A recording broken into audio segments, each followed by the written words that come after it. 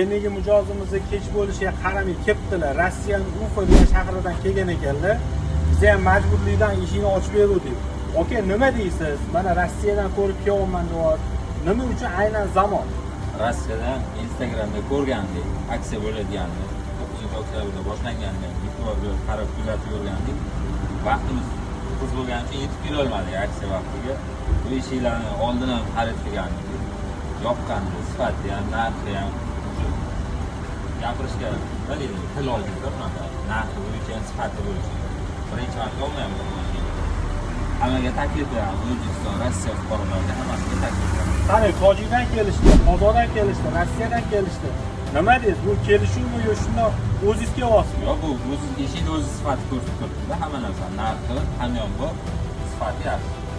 Sizlarni ham kutib qolamiz, kelaverasizlar. Agarda aksiyaga ulgurmagan bo'lsanglar, qo'limizdan kelgancha skidka narxlarni kelishtirib qilib beramiz.